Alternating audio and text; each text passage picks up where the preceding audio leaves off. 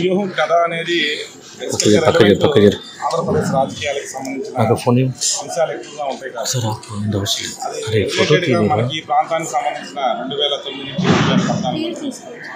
2014 నుంచి 19 అంటే టోటల్గా 10 years స్పాన్లో జరుగుతున్న దగ్గరగా దాని నిజ జీవితాన్ని ఆధారంగా తీసుకొచ్చిన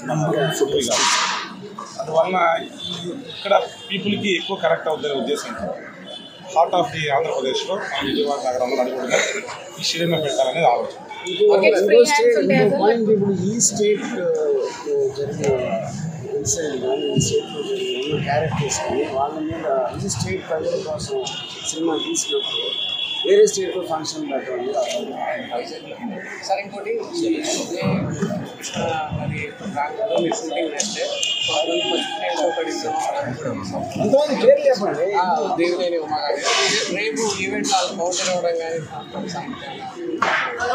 సిచ్యువేషన్ కాబట్టి సినిమా కంప్లీట్ అయిన వచ్చింది కాబట్టి చిన్న చిన్న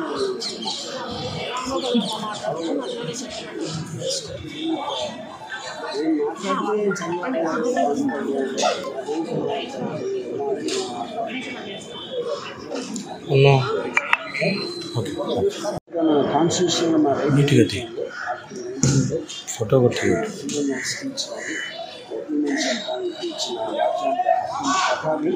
చాలా లీగల్ ఆస్పెక్ట్ అని నేను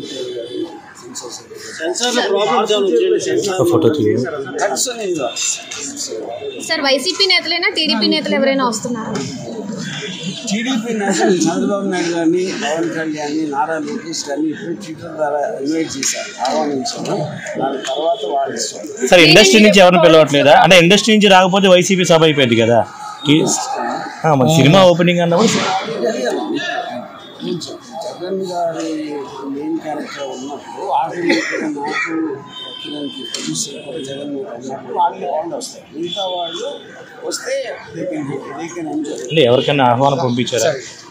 చెప్పాను కదా, చంద్రబాబు నాయుడు పంపించాను, పవన్ కళ్యాణ్. ఇండస్ట్రీ నుంచి నేను మాట్లాడాను. ఇండస్ట్రీ నుంచి సార్ జగదేక వీరుడు అతిలోక సుందరి ఇప్పుడు పాలిటిక్స్ మీద నడుస్తుంది. ఆ టైప్ సినిమాలు ఏమన్నా తీయబోతున్నారా? మీకు అంటే శ్రీదేవి అంటే ఇష్టం కదా, అలాంటి సినిమాలు ఎలాంటి అయినా వస్తాయా? అలాంటి సినిమాలు అంటున్నా. అలాంటి సినిమాలు ఎందుకంటే నేను తీస్తే ఒట్టి శ్రీదేవి ఒక్కదే, మళ్ళీ పక్కన చిరంజీవి అని అడగంటారు. శ్రీదేవి ఉండే వీరం చూడడానికి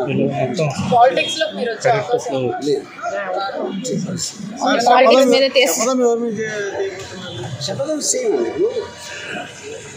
వ్యూహం అనేది రాజశేఖర రెడ్డి గారు పోయినప్పటి నుంచి ఈయన సీఎం అయ్యారు నుంచి నామినేషన్ సెక్షన్.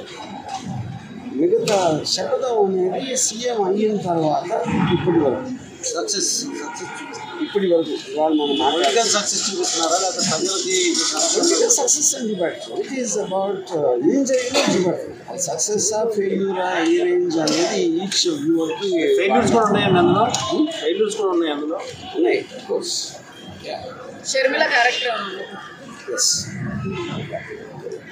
సార్ ఎవరెవరు ఆ పర్టికులర్ టైం పీరియడ్లో రిలవెంట్ అందరూ ఉంటారు, ఇంక్లూడింగ్ చిరంజీవి గారు, పవన్ కళ్యాణ్ అందరూ ఉంటారు.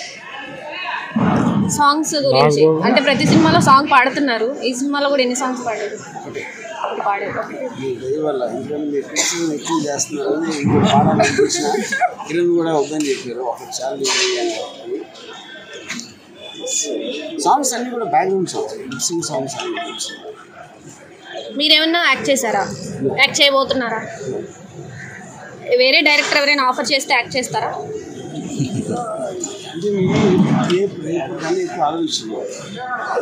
ఇప్పుడు కాదంటున్నా, కానీ రేపు ఎవరన్నా ఇస్తే అప్పుడు మైండ్ మార్చు. విజయవాడలో పెట్టలేదు, చెప్పండి, విజయవాడలో పెట్టండి.